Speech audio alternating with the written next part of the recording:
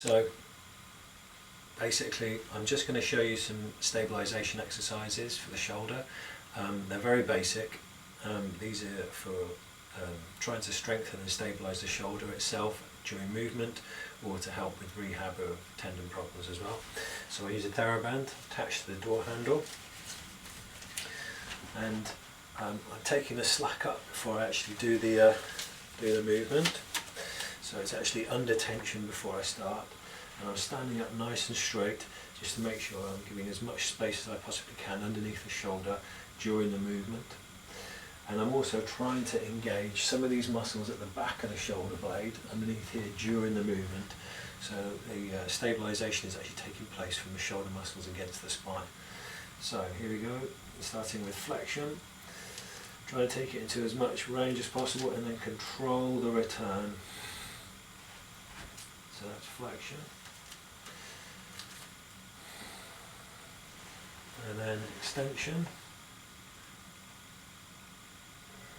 So again, get this under tension before the movement.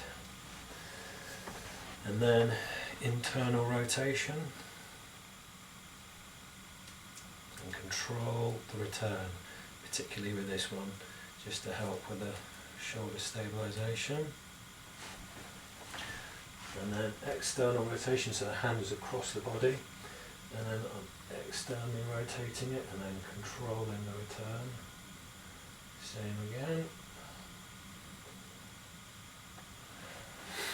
And then adduction. And that's trying to stay upright as well during this movement.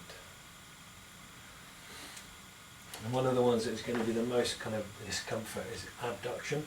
So standing nice and straight, what I would do is externally rotate the hand. So I'm actually taking it out like that. Then you can internally rotate it and then allow it to return.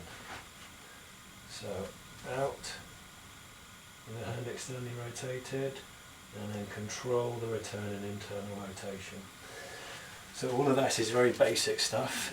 As and when you start getting stronger, you can do some more sort of combined movements which are better for the shoulder blade, and these kind of involve, you can kind of create your own, but here for instance I'll be doing a combination of external rotation and abduction through different kind of planes, and I'm also rotating through the thoracic region as I'm doing these movements to actually just replicate what is a normal kind of movement. And during this I'm also trying to remember to actually control the return, and you can kind of go the opposite way as well. So pushing it out and then control the return through different planes, reaching up.